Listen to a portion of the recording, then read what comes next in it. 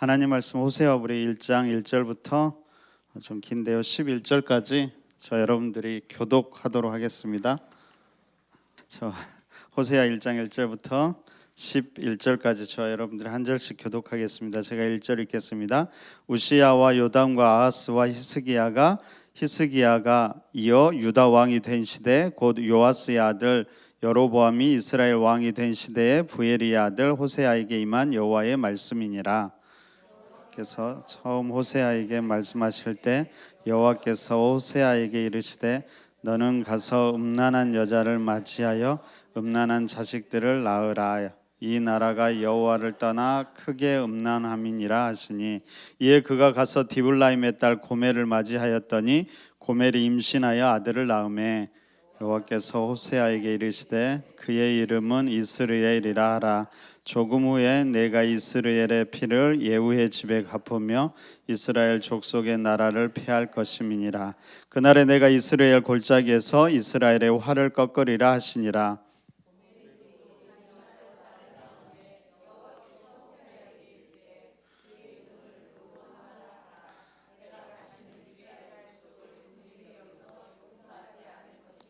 그러나 내가 유다 족속을 긍휼히 여겨 그들의 하나님 여호와로 구원하겠고 활과 칼이나 전쟁이나 말과 마병으로 구원하지 아니하리라 하시니라. 고멜이 로망을 젖된 후에 또 임신하여 아들을 낳으며 여호와께서 이르시되 그의 이름을 로암미라 하라. 너희는 내 백성이 아니요 나는 너희 하나님이 되지 아니할 것임이니라.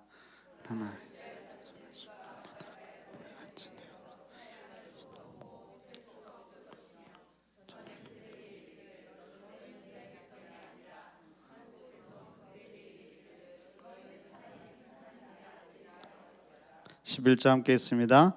이에 유다 자손과 이스라엘 자손이 함께 모여 한 우두머리를 세우고 그 땅에서부터 올라오리니 이스라엘의 날이 클 것이미로다. 아멘. 명절 잘 지내셨어요? 네. 건강하시죠? 네. 명절 지나고 왠지 더 영성이 더 좋아지는 것 같다. 그런 명절을 잘 보내신 것 같고요. 영성이 지금 막 왔다 갔다 하는 것 같다 그러면은 이제 여러분들에게 쉼이 좀 필요하다라는 생각도 해봅니다. 쉼도 잘 갖고요. 그 다음에 우리 말씀을 통해서 다시금 우리의 심령도 다시금 하나님께 초점을 맞췄으면 좋겠습니다. 자, 열왕기를 보다가 왜 갑자기 호세아서를 읽었을까요?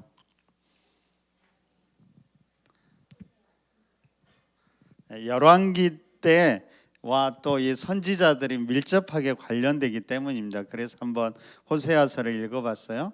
호세아 선지자는 어느 왕 때 활동하던 선지자였을까요? 어렵죠? 어떻게 하셨어요? 맞아요. 어디 봤어요? 그래요.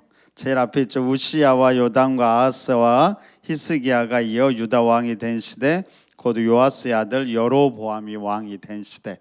그러니까 여로보암 어느 때 사람이에요? 히스기야 시대. 남과 북이 갈라질 때 여로보암 나오잖아요. 그 여로보암일까요? 아닌 것 같아요. 여로보암 2세. 어쩌면 북이스라엘의 가장 부흥했던 시기였습니다. 그러니까 가장 부흥했던 시기에 호세아 선지자가 이스라엘 백성들에게 경고의 말씀을 주고 있는 거예요. 정치적으로 경제적으로 가장 오히려 너희들이 멸망과 심판에 대해서 얘기하고 있다라는 거예요. 그리고 얼마 되지 않아서 북이스라엘 마지막 왕 호세아 때 이제 멸망을 하게 되는 거예요. 왕도 호세아고 선지자도 호세아. 그렇죠? 그래서 가장 번영하고 평안하는 것 같지만 그때 우리가 영적으로 깨어있지 않으면은 참 오히려 위기의 시대라는 것들을 생각하면서요.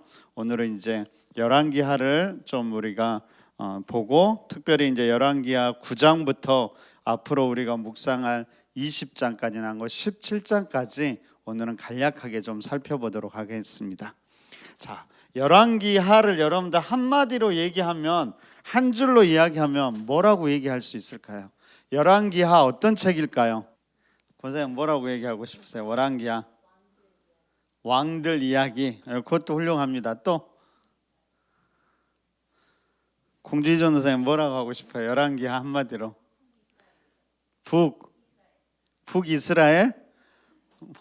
그건 답도 아니고 뭣도 아닌 것 같아요. 북이스라엘이 뭐 어쨌다 뭐 그게 있어야 될 거 아니에요. 열왕기를 한마디로 하면 여러분들이 이걸 꼭 기억하시면 좋을 것 같아요. 왕국의 뭘까요? 분열과 그리고 멸망. 근데 멸망에서 끝날까요? 아니요. 그리고 소망. 이렇게 정리하면 저는 훌륭하다고 생각해요. 열왕기하 하면 여러분들은 무조건 이걸 기억하세요. 왕국의 분열과 멸망 그리고 소망. 한번 따라해 볼까요? 자, 시작.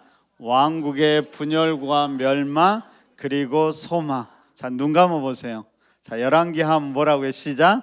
왕국의 분열과 멸망 그리고 소망. 분열이 처음에 왕국의 분열이 돼요. 왕국의. 자, 분열의 원인은 뭘까요? 분열의 원인 누구 때문에? 하나님이죠. 근데 하나님이 분열을 시키려고는 안 했어요. 우리의 잘못, 누군가의 죄악으로 인해서 이제 분열이 되죠. 누구 때 분열이 돼요? 어디서부터 이 분열의 조짐이 보였을까요? 맞아요. 솔로몬 때 왜? 솔로몬이 영적으로 타락해 가기 시작했죠. 왜 타락했어요? 수많은 아내들, 특별히 이방 아내들을 맞이하면서 함께 우상을 섬기기 시작했다라는 거예요. 그래서 그 아들 때 누구예요? 아들 누구? 르호보암 때 이렇게 분열을 해요. 근데 르호보암은 또 어떤 사람이었을까요? 결정적으로 분열시킨 이유가 뭐예요? 르호보암이 10지파의 요구를 받아들이지 않았다라는 거예요. 10지파들을 우리 조금만 더 이렇게 좀 너무 힘드니까 날마다 성 짓고 일하느라고 힘드니까 조금만 편하게 해주라 라고 했을 때 들어주지 않았어요. 그러니까 르호보암이 더 강압 정치를 했어요. 그래서 분열의 원인은 뭐냐면 솔로몬의 영적인 타락과 르호보암의 강압 정치였어요. 강압 정치. 여러분 종교적으로 그리고 이스라엘에서는 여러분 신앙에서는 뭐가 참 중요하냐면요. 환대라는 것이 정말 중요합니다. 성경에서 환대를 우리가 상대를 연약한 자들을 성경적인 가치에서 정말 중요한 가치를 찾으려면 환대하는 게 나그네와 과부와 연약한 자들을 하나님은 늘 환대하기를 원하셨다는 거예요. 환대를 조금 다른 말로 바꾸면 저는 그런 말로 바꾸고 싶어요. 배려. 누군가의 상대를 배려하고 나보다 더 연약한 자를 배려하는 것이 기독교의 신앙 가치의 중요한 가치라는 거예요. 그런데 르호보암은 백성들이 조금 우리를 배려해주고 배려해줘라고 할 때 거절하고 오히려 더 억압했다라는 거예요. 결국 영적인 타락적인 면과 그런 강압적인 면이 나라를 분열시켰다라는 거 여러분들 알면 될 것 같아요. 자, 그러면은 분열의 원인은 이거였어요. 멸망의 원인은 누구를 떠올릴 수 있어야 될까요? 자, 분열은 솔로몬과 르호보암을 떠올렸어요. 멸망의 원인 뭐예요? 꼭 북이스라엘에서 어떤 죄를 지적할 때 대표적으로 이 두 사람이 나와요. 아합도 맞아요. 조금 이따 할까요? 먼저 한번 누를까요? 항상 여로보암의 죄를 떠나지 않았다라고 그래요. 처음에 남과 북이 분리될 때 남쪽에는 누구였어요?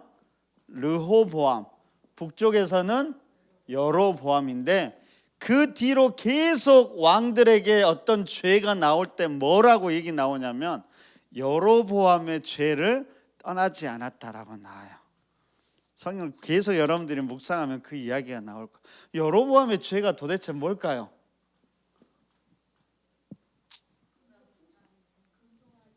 맞아요. 남과 북을 분열된 다음까지 여기까지는 괜찮아요. 그 다음에 여로보암이 한 게 뭐였을까요? 이스라엘에서는 중요한 문제가 그때 제가 얘기했죠. 종교적인 문제가 중요해요. 그리고 특별히 예배 드리는 거, 제사 1년에 3번은 꼭 성전에 가야 돼요. 그럼 북이스라엘 사람들이 1년에 3번 우리가 명절날 이렇게 가듯이 거기도 초막절이라고 그러거든요. 1년에 6월절 그리고 무슨 절? 오순절, 초막절 뭐 그렇게 해서 3번 이렇게 가야 되자 그러면 다 아래로 간다는 거예요. 그러면 돼요 안 돼요? 안 된다고 생각해서 뭘 했어요? 베델과 단에 뭘 세웠어요? 한마디로 그렇게 금송아지를 두었어요. 금송아지를 두고 여기에서 너희들이 이 금송아지가 하나님이다 여기를 섬겨라 라고 이야기했다라는 거예요.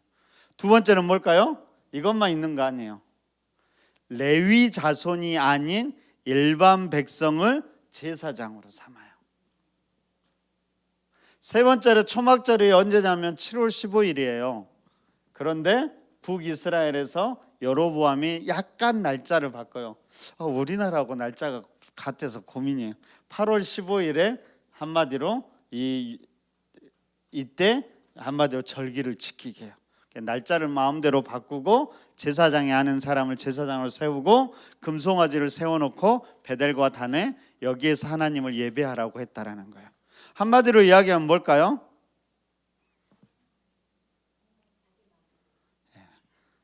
하나님을 정치적으로 마음대로 자기가 사용했다라는 거예요. 그 다음에 또 한 사람은 누가 있을까요? 대표적으로 항상 북이스라엘 대표적인 죄는 여로보암의 죄, 두 번째는 아합의 죄가 나요. 아합은 어떤 사람이었을까요?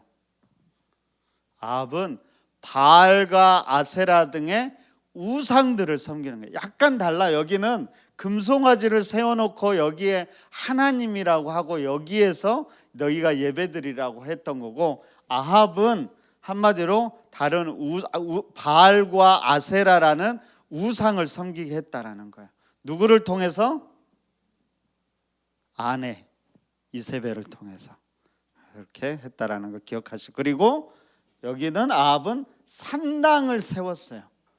산당이란 건 뭘까요?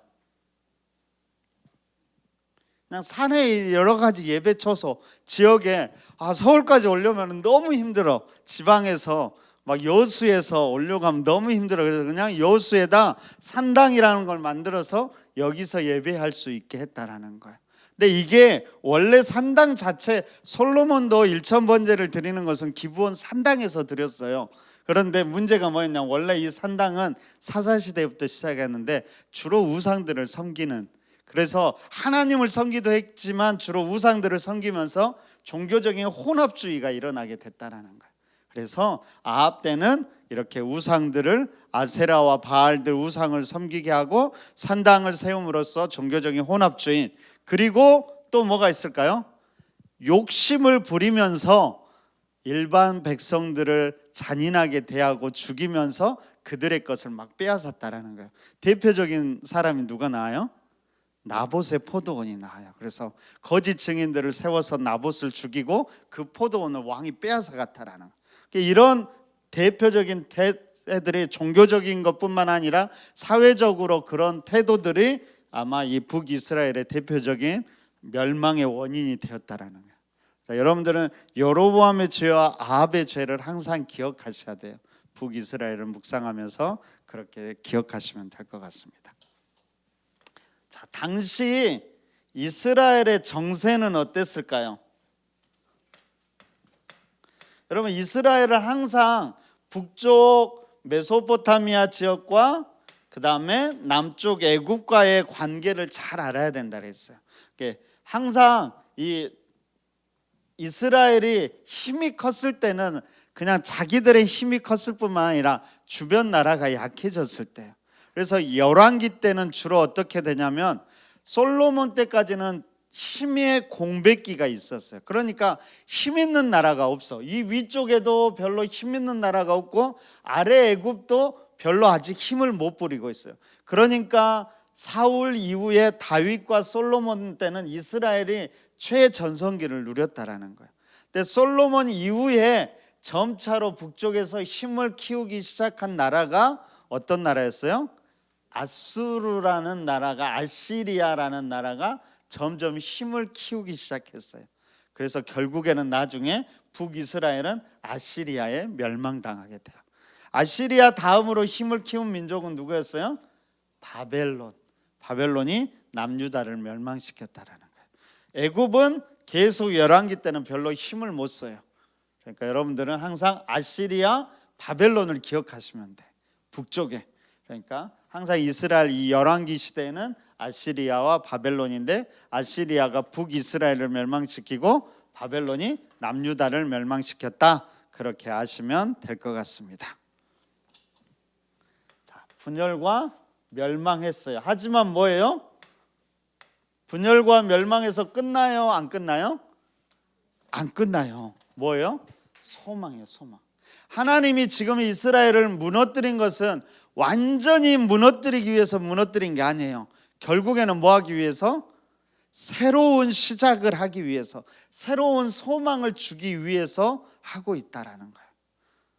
조금 이따 나중에 이야기할 건데, 이 열왕기의 1차 독자가 누구라 했어요?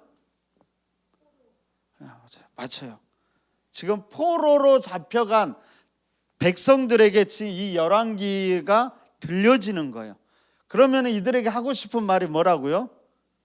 왜 너희들이 이렇게 멸망당했는지를 생각해 보고 이것이 끝이 아니라 뭐다? 회복을 준다. 소망을 가지고 인내해라 라고 이야기하고 있다라는 거예요.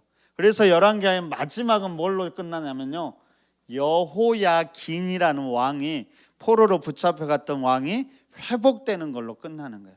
그러면서 열왕기가 정말 그 읽는 독자들에게 주고 싶은 메시지는 뭐예요? 너희들이 이런 죄악으로 인해서 분열되고 멸망됐지만 그것이 끝이 아니라 이제 소망에 시작되고 있다. 그것을 말해주고 있다라는 거예요. 열왕기를 우리가 읽을 때 분열과 멸망만 보면 안 되고 어디까지 가야 돼요? 소망까지 가야 돼요. 그렇게 하시면 될 것 같아요. 하나님은 이 분열과 멸망 중에도 소망을 주기 위해서 어떤 일들을 하셨을까요? 끊임없이 선지자들을 보내셨어요. 선지자들이 외친 건 두 가지예요. 첫 번째는 뭘까요? 우리 아까 호세아서에서도 읽었어요. 첫 번째 뭘 외쳐요? 심판. 너네들이 왜 잘못했는지 끊임없이 이러면 이런 심판을 받을 거야. 너네들이 이렇게 심판을 받을 거야. 계속 심판 얘기해요. 가장 부흥하고 경제적으로 안정될 때도 너희들이 지금 영적으로는 타락해서 심판받을 거야. 너네들은 멸망하게 될 거야. 이 계속 얘기해요. 두 번째는 뭘까요? 이것만 외치지 않아요. 선지자들은 절대로. 호세아서도 오늘은 앞에는 멸망의 심판에 대해서 이야기하냐면 뒷부분에서 뭘 얘기해요? 회복을 시킨다는 소망에 대해서 얘기하는 거예요. 선지자들이 심판을 말하지만 또한 회복도 말한다라는 것을 여러분들이 기억하면 좋을 것 같습니다. 자, 지금 계속 이 이야기하겠어요. 왕국의 분열과 멸망 그리고 소망. 자, 열왕기하에 처음은 어떤 이야기가 나올까요?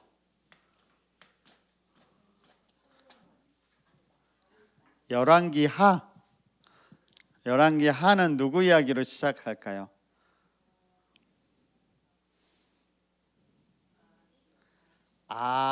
아합의 아들 아하시야가 난간에서 떨어져 가지고 병들어 있는 얘기가 먼저 나와요. 좀 암울해요. 위에 난간에서 떨어져 가지고 병들어 있는데 우상한테 다른 나라 거기 신에게 물으러 가는 이야기가 나오는 거예요. 이때 선지자가 누가 있었어요? 엘리야가 있었어요. 그러니까 그 다음에 엘리야 다음에 누가 나와요? 아하시아 때 남유다는 누가 있었을까요? 이때도 여호사밧 있었나요? 아마 그랬을 거예요. 어찌됐든 엘리야 다음에 누구예요? 엘리사 선지자가 나오는데 엘리사 선지자 이야기가 어떤 얘기들이 나오냐면 어떤 얘기들이 나와요?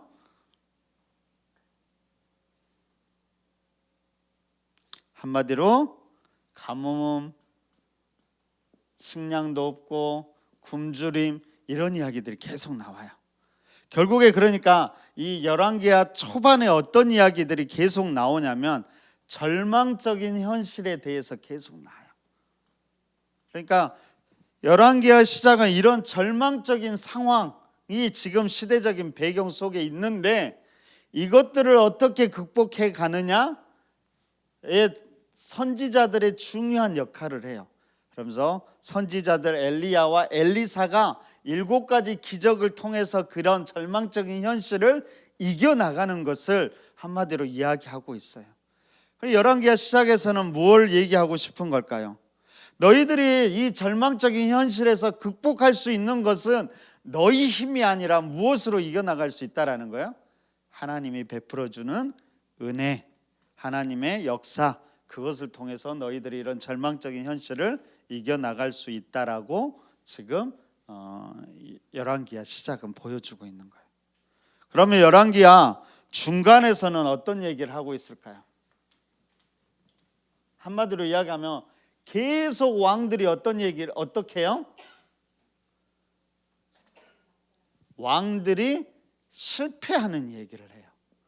열왕기하 중간에서는 처음에는 절망적인 현실 속에서 엘리사의 기적, 하나님의 역사를 통해서 극복할 수 있다는 것을 보여주고 계속된 왕들의 실패를 보여주는 거예요. 중간에서는. 그러면서 왕들을 소개하고 계속 왕들이 나와요. 그런데 대부분 다 실패를 한다 그거예요. 그러면서 우리는 무슨 소망을 갖게 될까요?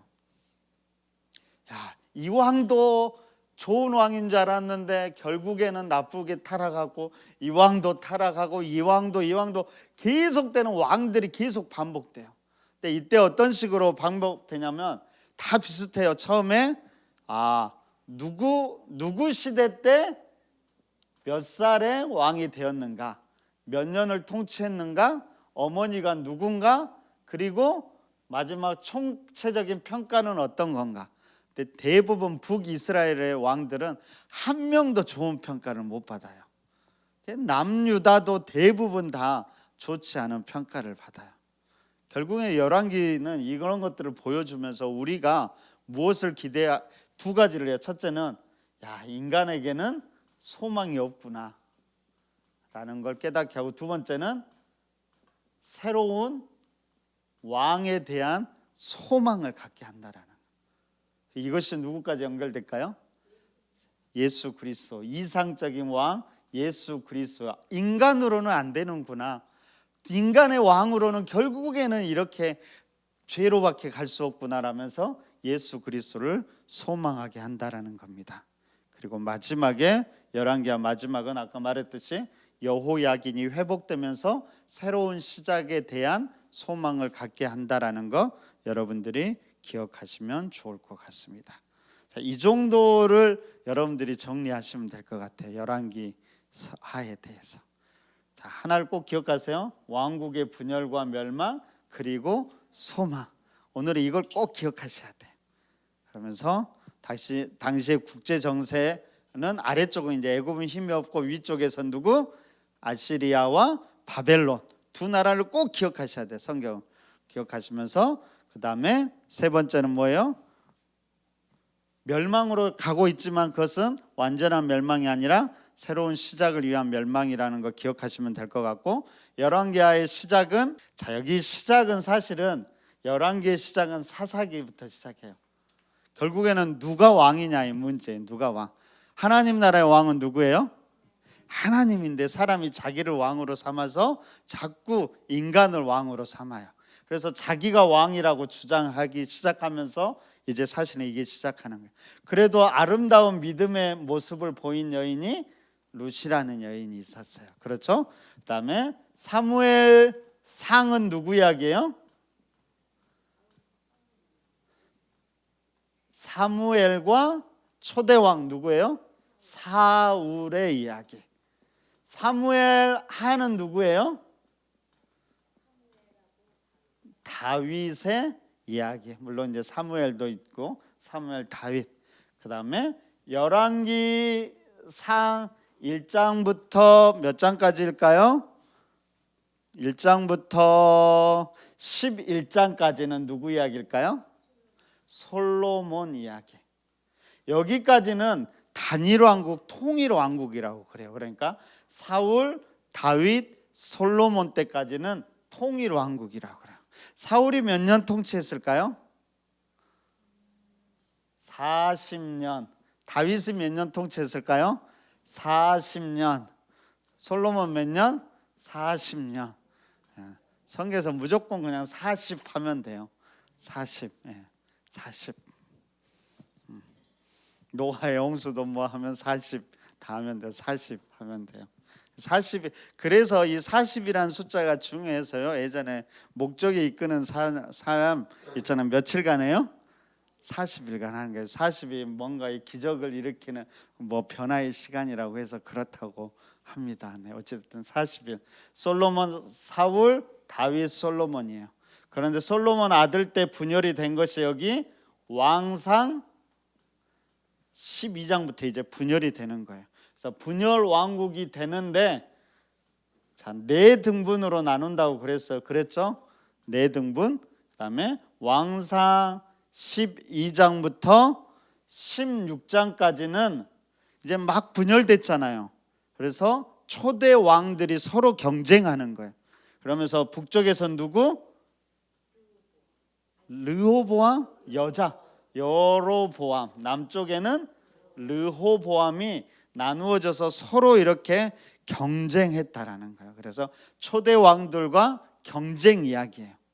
그러다가 17장부터 왕상 17장부터 왕하 8장까지는 누구 이야기가 나와요?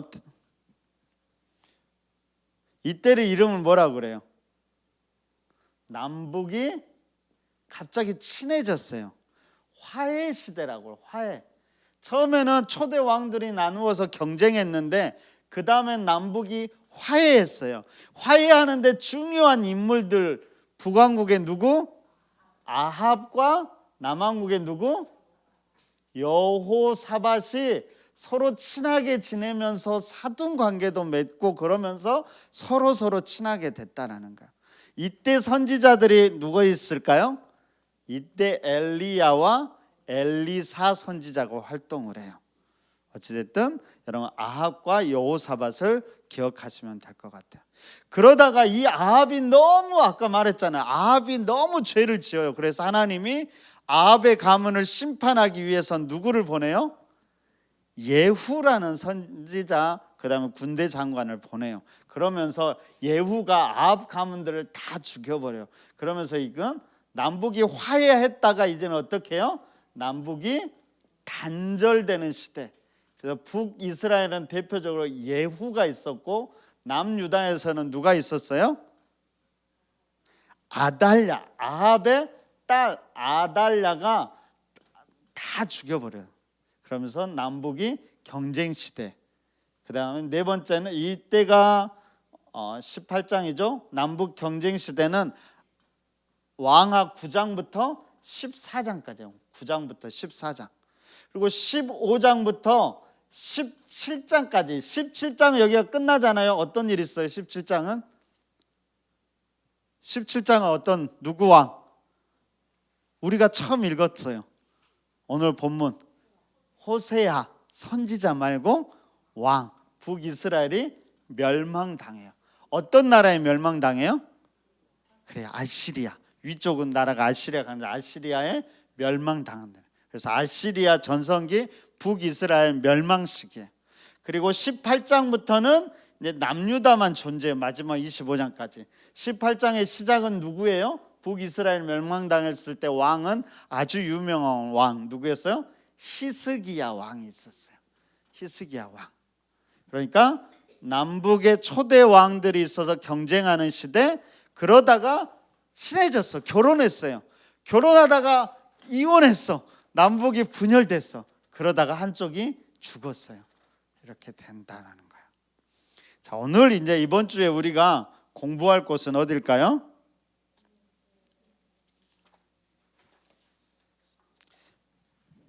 자, 왕하 9장부터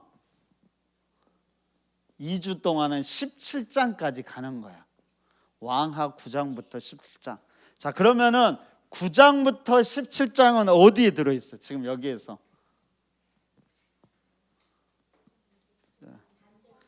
글씨가 좀 더러워서 죄송해요. 다시 제가 깨끗이 써볼까요?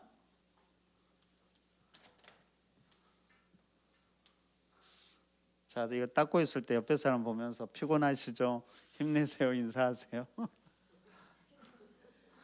명절 잘 보내셨어요? 인사도 해보시고 옆에 누가 왔는가 한번 보시고요.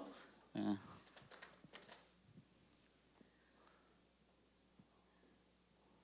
자, 보세요. 여기가 몇 장이라고요? 왕하 몇 장? 11장. 12장부터 나뉘죠? 맞죠? 네, 왕하 11장까지고 여기 이제 12장부터 이렇게 나누는 거예요. 하나, 둘, 셋, 넷, 1번, 2번, 3번, 4번이에요. 초대 왕들의 이야기는 왕하 12장부터 몇 장까지요? 16장까지. 12장부터 16장까지. 왕상이죠. 왕하가 아니라 죄송합니다. 왕상입니다. 왕상 11장부터 왕상 16장까지. 그리고 두 번째는 어떤 거예요? 제목이 화해 시대, 둘이 친한 시대. 왕상 17장에서 왕하 8장. 세 번째는 어떤 시대라고요? 단절 시대, 단절. 아예 남북이 원수지간. 왕하 9장부터 14장까지. 마지막 멸망 시대. 그가 15장부터 17장. 근데 여기에 이제 히스기야만 나오는데 히스기야도 뭐 같이 겹치기도 하는데 그래서 20장까지도 들어가기도 하는데 뭐냐면 멸망으로 끝을 내면은 17장. 그다음에 이제 히스기야 시대가 나온다라는. 자, 우리가 읽은 9장부터 17장은 몇 번이에요? 3번과 4번. 그러니까 이스라엘이 지금 단절된 시대, 그리고 북이스라엘이 멸망될까지가 내일부터 이제 여러분들이 계속 묵상하는 본문이라는 거예요. 열왕기하 9장부터. 그러니까 이런 과정을 거쳐서 초대로 나누어졌고 서로 이렇게 화해했다가 지금 단절이 되는데, 단절될 때 중요한 사람은 누구라 했어요? 예후라는 북이스라엘의 사람과 남유다의 아달랴라는 사람이 있어 서로 단절됐다. 그리고 17장까지 멸망을 향해서 가고 있다. 이 멸망의 시대, 북이스라엘에서 활동한 선지자가, 대표적인 선지자가 3명이 있어요. 누구일까요?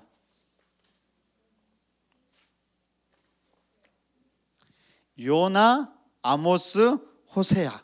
이 사람은 북이스라엘 멸망 직전 누구예요? 여로보암 2세 때. 아마도 여기에 다 있다는 거예요. 요나, 아모스, 호세아. 그리고 남유다의 선지자들은 이 비슷한 북이스라엘 멸망기부터 남유다 멸망기 여기에 다 있어요. 선지서들은 대부분 멸망기에 있다라는 거 여러분들이 기억하시면 좋을 것 같아요. 그렇게 하시면 될 것 같습니다. 자, 좀 빠르게 봐야 될 것 같아요, 이제. 자, 그래서 오늘은 9장부터 17장까지를 간략하게 좀 살펴보도록 하겠습니다. 여러분들은 9장부터 14장 볼 때는 반드시 누구를 기억해야 되냐면 예후와 남쪽에 아달랴라는 이름은 반드시 기억해야 돼요. 그래야 여기를 이제 풀어갈 수가 있어요. 자, 보세요. 이제 9장은 누가 왕이 돼요? 북이스라엘에서 예후라는 사람이 왕이 되는 거예요. 9장에서. 그래서 하나님이 이제 이때 선지자는 누구였을까요? 엘리사 선지자가 아직도 살아 있었어요. 그래서 엘리사 선지자가 한 사람을 선지자 생도를 보내서 지금 에후가 지금 누구였냐면은 군대 여호람의 군대 장관이었어요. 그래서 아람이란 나라와 지금 싸우고 있어요. 길리앗 라못에서 싸우고 있는데 당시에 요람 또는 여호람이라고 하는데 북이스라엘의 여호람 왕이 다쳤어요, 전쟁에서. 그래서 이스라엘로 가서 치료를 하고 있었어요. 그러니까 지금 길르앗 나무 전장에서는 누구만 있었냐면 예후라는 군대 장관만 있었어요. 그러니까 엘리사가 한 소년에게 기름병을 가지고 가서 예후에게 기름을 부어서 왕을 삼아라라고 했어요. 근데 당시에 이렇게 군대 이렇게 전쟁터에 가니까 여러 장수들이 있었잖아요. 그랬더니 갑자기 한 소녀가 기름병을 들고 오더니 예후야 잠깐만 들어와봐 그러면서 안쪽으로 데리고 가더니 갑자기 기름을 부었어요. 갔다가 이렇게 나오니까 예후가 그냥 이렇게 쭈뼛쭈뼛 있으니까 이 사람들이 물어봐요. 야 도대체 안에서 무슨 일이 있었어? 그러니까 예후가 아무 일도 없었어. 그러니까 야 거짓말만 다 알고 있어. 빨리 말해. 그러니까 이렇게 기름 부어서 나를 왕으로 삼았어. 그러니까 이 군대 장관들이 예후가 왕이다 해가지고 왕으로 세워버렸어요. 그러면서 이때 예후에게 준 사명이 있었어요. 뭐였을까요? 예후에게는 대표적으로 하나, 아합 가문의 심판이에요. 심판. 예후 너를 왕으로 세운 이유는 뭐냐? 아합 가문을 심판한.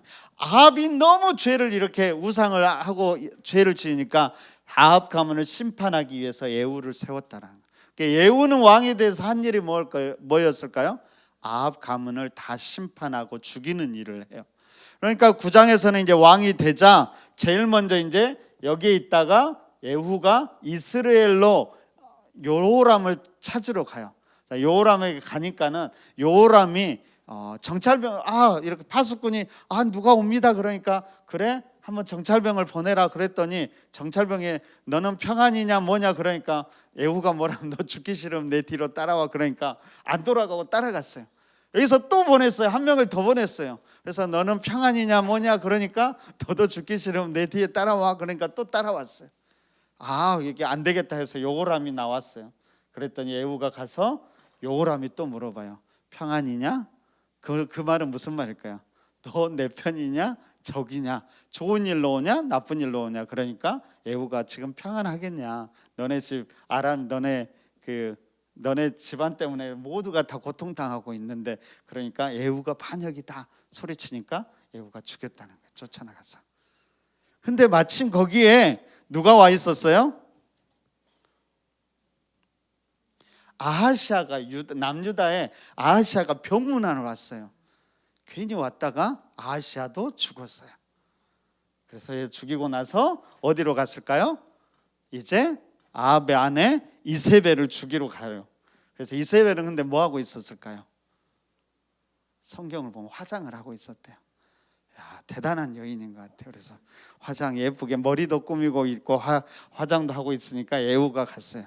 시므리여 평안하냐 그랬어요. 시므리라는 것은 옛날에 그 오므리 왕조를 자기 배신했던 그래서 15일 천하로 끝났던 하면서 너도 그러가 똑같아라고 하면서 그러자 예후가 내 편이 될 자가 누구냐 그랬더니 이 성에서 이 아달랴를 모시고 있던 내시 2명이 예후를 이렇게 쳐다봐요. 그러니까 너네들 살고 싶으면 그 여인을 떨어뜨려라 하니까 창문으로 밀어서 떨어뜨려요. 그래서 거기서 이세벨이 죽게 돼요. 그래서 그 피가 튀었다라고 그래요. 근데 나중에 이렇게 생각해 보니까 그래도 왕의 딸인데 너무 잔인하다 해서 좀 묻어줘라 라고 했더니 찾아왔더니 그 시체가 있어요 없어요? 두개골과 손과 발만 놔두고 개들이 다 살을 뜯어 먹어가지고 없었다고. 아무튼 그렇게 비참한 최후를 맞이하게 돼요. 그래서 이런 것들이 성경의 이야기에 나와요. 성경 결국에 이걸 통해서 뭘 말해줄까요? 이 아합 가문들이 한마디로 이렇게 비참한 최후를 맞게 된다는 거예요. 결국에 우상을 섬기고 북이스라엘을 타락하게 만든 장본인 이세벨의 마지막 모습을 보면서 여러분 우리 모습을 되돌아봐야 된다는 거예요. 그러고 나서 예후가 이제 아합의 아들들 70명도 죽이고요, 아하시아의 형제 42명도 죽이고요, 다 죽이는 얘기만 나와요. 아합은 그것이 10장까지 계속돼요. 그러면서 하나님 앞에 충성돼서 하나님께서 예후 이후에 4대까지 왕위를 이어주게 하겠다라고 했어요. 그런데 자꾸 이렇게 하다 보니까 예후가 어떻게 됐을까요? 갈수록 잔인해졌어요. 그래서 많은 사람들을 죽이고 결국에는 예후도 타락을 하게 돼요. 여러분, 하나님 앞에 사명을 충실한 것과 하나님과의 나와의 관계가 잘 유지되는 것과는 별개라는 거예요. 여러분, 일을 열심히 하는 것과 하나님과 나와의 관계가 끊임없이 유지되는 것들은 별개일 수 있다라는 거예요. 여러분, 사역을 열심히 하는 것 저는 중요하다고 생각을 해요. 근데 그것이 우리의 신앙을 보장해 주지 않아요. 그럼 사역만 열심히 하지 마시고요, 사역도 열심히 하시지만 말씀에 대한 열심도 있어야 돼요. 기도에 대한, 예배에 대한 열심도 있어야 돼요. 사역을 안 하는 것도 문제지만 사역만 열심히 하는 사람들이 있어요. 네, 하나님과의 나와의 관계에서 비롯된 그 사역이 돼야지 일을 해서는 안 된다라는 거예요. 그래서 여러분들 항상 예후는 하나님의 명령에 충실했어요. 결국에는 근데 그가 하나님과의 관계를 맺어지지 못하고 하나님께 버림받았다라는 거 기억하시면 좋을 것 같습니다. 자, 11장에서는 누가 나와요? 이제 북에후가 나왔어요. 에후가 다 아합과 이세벨 가족을 죽였어요. 남쪽엔 누구? 아달랴. 아달랴가 북쪽에서 저 병문안 가서 여호야다도 죽었잖아요. 그러니까 안 되겠다 하고 남쪽의 왕들을 다 죽이고 자기가 왕이 돼요.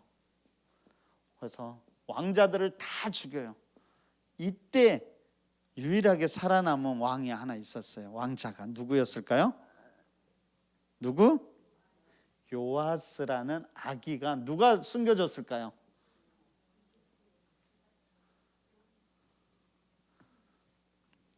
누가 숨겨줬을까요? 여호야다인데 직접적으로는 여호세바, 다른 이름으로 뭐라 하면 여호사부 아시라고 그래요. 아시아의 누이, 왕족에서 한마디로 그 누이가 숨겨준데 아마 이 여호세바는 여호야다의 아내였을 거예요. 아내여서 요아스, 당시 몇 살이었을까요? 갓난애기였어요. 갓난애기. 이 요아스와 유모를 여호세바라는 공주가 한마디로 자기 침실에 숨겨놔요. 그래서 이 요아스를 살려줘요. 그러다가 7살이 되었을 때 여호야다라는 제사장이 이 요아스를 데리고 궁으로 들어가서 이 요아스를 왕으로 왕립을 해요. 그러니까 누가 쫓아왔을까요? 누가 쫓아와요?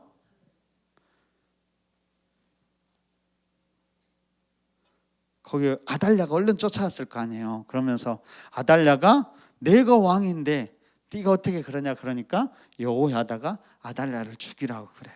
성전에서는 말고 밖에서 죽이라 해서 데려가서 죽이고 요아스를 세웠다라고 이야기해요. 이거 11장에 나와요. 그래서 12장에서 그 다음에 11장에 여호야다가 개혁을 해요. 그러면서 다시 깨끗하게 성전도 바알 신당이나 그런 것도 다 제거하고 다시 제사장들도 다 죽이고 다시 이렇게 개혁을 했더니 11장 마지막에 뭔 이야기가 나오냐면 온 백성이 즐거워하고 온 성이 이제 평안하게 이르렀다라고 이야기를 해요. 그리고 여호야다는 이제 죽게 되죠. 그리고 12장에 가면 이제 요아스가 스스로 통치하는데 요아스가 통치를 하나님 뜻대로 잘했을까요? 못했을까요? 잘했으면 좋았겠는데 여호야다가 살았을 때는 잘했어요. 근데 여호야다가 죽고 나니까 어떻게 됐어요? 잘 못했어요. 그래서 하나님께 책망 받았어요. 누군가와 좋은 사람과 가까이 지내는 건 좋아요. 그런데 그 신앙은 결국에는 내 신앙이 돼야 되는 거예요. 저는 길가의 교회가 너무 목회자를 의지하지 않았으면 좋겠어요. 제가 계속 장로님들한테 이야기해요. 임기 있는 교회는 스스로 설 준비를 해야 돼요. 7년 있으면 물론 이제 또 누군가는 오겠죠. 떠나갈 수도 있잖아요. 여러분들은 끊임없이 목회자를 의지해서는 안 된다니까요. 물론 의지하면서 함께 성장해 가야죠. 중요한 건 바라만 보고 있지 말고 함께 성장해 가면서 내 스스로 설 수 있는 신앙이 돼야 된다라는 거예요. 열심히 공부하잖아요. 잊어도 괜찮아요. 그렇지만 여러분 스스로 말씀을 묵상하면서 하나님과의 관계를 맺어가야 된다는 거예요. 나는 그냥 아이고 머리도 아픈데요, 목사님 가서 설교 듣고 그냥 해주는 거 듣고 그냥 은혜 받고 말게요. 아니요, 그러면 안 돼요. 여러분 스스로 말씀을 끊임없이 접하면서 하나님과의 관계가 깊어지면서 여러분들의 신앙을 만들어 가야 된다는 거예요. 그래서 기도도 열심히 하시고 말씀도 묵상도 열심히 하면서 그 가운데 하나님도 경험하고, 내가 늘 이렇게 설교하는 것만 은혜 받지 마시고 내가 하나님 만나는 경험들, 기도의 체험들, 그런 것들을 가져가야 된다는 거예요. 그래야 우리 신앙이 성장해 가고 내 신앙이 되는 거예요. 누군가와 같이 있을 때는 좋은 것 같았는데 그 사람이 떠나고 나니까는 그 사람의 스스로가 드러나는 거예요. 그때 우리의 믿음의 모습은 어떤가를 생각해 볼 수 있어야 된다는 겁니다. 그래서 12장에서는 요아스 혼자 그런 모습이 나옵니다. 13장은 남쪽에 요아스가 있었으니까 이제 북이스라엘에 여호와스와 요아스가 있어요. 요아스 당시에 북이스라엘 선지자가 누가 있었어요? 엘리사가 있었어요. 그래서 엘리사와는 요아스가 가까웠어요. 북이스라엘의 요아스를 말해요.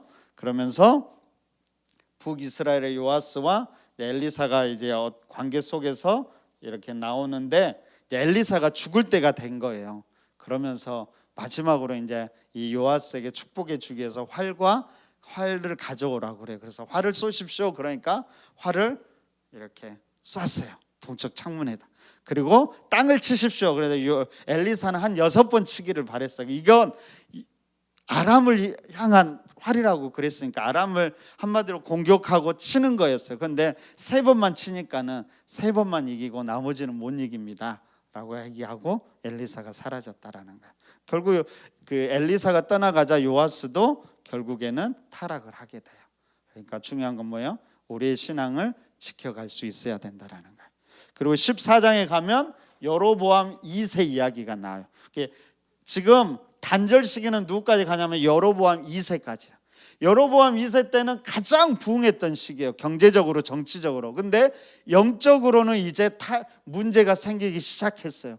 이때 선지자들, 아까 말했던 북이스라엘의 선지자들 호세아, 그 다음에 아모스, 요나 선지자들이 멸망을 예언하기 시작해요. 이때부터, 여로보암 2세 때부터 가장 부흥하고 평안했을 때, 아니야, 너희들이 지금 어떻게 지내고 있는데 돌아봐 하면서 그렇게 했다라는 거 기억하시면 될 것 같아요. 그리고 다음에는 15장부터 17장까지는 북이스라엘에서 이제 아시리아가 이제 강해지고 북이스라엘이 멸망해 가는 시기예요. 그거 기억하시면 되고, 15장에는 누가 나오냐면 먼저 남유다의 우시아 왕, 우시아 그냥 나온다라는 것만 기억하시면 될 것 같고요. 중요한 건 뭐냐면 15장은 멸망 직전에 혼란기예요. 혼란기. 이때는 계속 반역이 일어나요. 죽이고 그래서 왕이 누구부터 나오냐면 스가랴, 살룸, 무나헴, 부가히야, 베가 계속 죽이고 그냥 다 몰라도 돼요. 아, 지금 뭐 하고 있어요? 이처럼 이 북이스라엘이 멸망을 향해서 혼란기로 접어들었구나. 여로보암 2세 때 그렇게 부흥했던 나라가 끊임없이 이렇게 혼란, 죽이고 그러면 스가랴, 살룸, 무나임, 부가이야, 베가, 그 다음에 뭐 요담, 계속. 이런 모습 속에서 우리는 무엇을 볼까요? 배신과 죽음이 반복되는 우리 인간 세상에 그 원인이 뭐예요? 인간의 욕심. 이런 인간들에게 소망이 없다라는 거 우리는 봐야 돼요. 결국에는 이런 것에서 소망은 어디에서 찾아야 돼요? 변하지 않는, 이렇게 끊임없이 혼란스러운 세상에서도 변하지 않는 하나님의 신실하심을 우리가 바라볼 수 있어야 한다라는 거예요. 그러면서 여러분들이 15장을 보면서는 계속 그런 모습 속에서 반대되는 하나님의 신실하심을 여러분들이 생각해 볼 수 있었으면 좋겠어요. 그리고 16장에는 이제 유다 왕 아하스가에 대해서 나온다라는 거 그냥 살펴보면 될 것 같고요. 마지막 17장에 누가 나와요? 호세아 왕이 나와요. 그러면서 이스라엘이 멸망하게 돼요. 근데 열왕기하 17장은 호세아 왕을 통해서 멸망당한 걸 보여주면서 왜 멸망당하는지 그 원인에 대해서 말하고 있어요. 왜 너희들이 북이스라엘이 멸망당했는지 그러면서 두 가지를 이야기해요. 첫째는 하나님을 경외하지 않고 다른 신을 섬기고 이방의 율례를 따랐다. 대표적으로 누구의 죄와 누구의 죄? 여로보암의 죄와 아합의 죄를 기억해야 돼요. 두 번째 멸망의 원인은 이들이 했던 것처럼 한마디로 사람들에게도 함께하는 사람들에게도 악을 행했던 것. 하나님에 대해서 이웃에 대해서 악을 행한 그것으로 인해서 이스라엘 백성들이 멸망당했다라는 거예요. 자, 멸망당했어요. 북이스라엘의 수도가 어디였어요? 북이스라엘의 수도 사마리아. 누가 멸망시켰어요? 아시리아. 아시리아는 사마리아를 멸망시키고 어떤 정책을 취했을까요? 사마리아에 있는 백성들을 한 절반을 데려다가 다른 나라에도 갖다 놓고 다른 나라를 절반을 데려다가 사마리아에 데려놔요.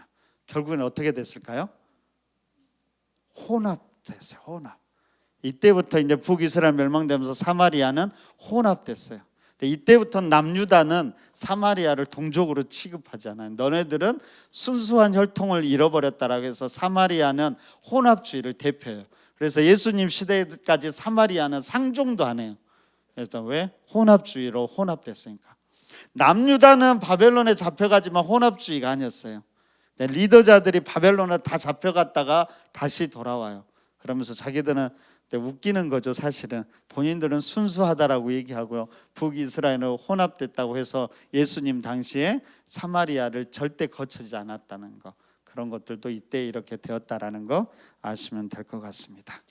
이렇게 2주간 이걸 묵상할 거예요. 우리가 한마디로 북이스라엘이 어떻게 단절되고 멸망해 가는가를 왕하 9장부터 여러분들이 계속 보게 될 거예요.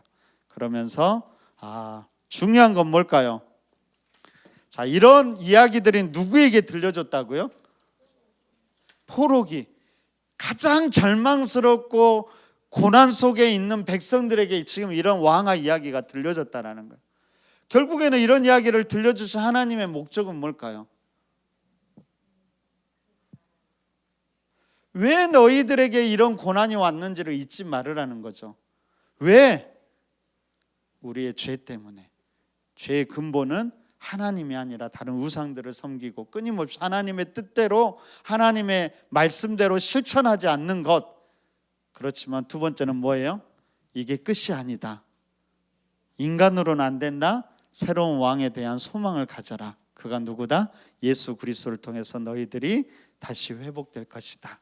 여전히 소망을 가지고 다시 하나님을 바라보라 라는 뜻이 있을 거라고 생각해요. 그러니까 열왕기 하를 읽으면서 끊임없이 인간의 실패를 보면서 우리의 소망은 인간에게 있지 않고 하나님에게 있구나라는 것을 다시 한번 깨달으시면서 우리가 어떻게 믿음 생활을 해 나갈지, 어떻게 하나님과의 관계를 맺어가야 될지, 어떻게 우리 이웃들에게 아까 말했죠, 환대하고 배려하는 삶을 살아야 될지를 우리가 다시 한번 돌아봐야 된다는. 그러면서 멸망의 길이 아니라 어떤 길로 가야 돼요? 하나님의 구원과 축복의 길을 걸어가는 여러분들이 되시기를 간절히 바랍니다.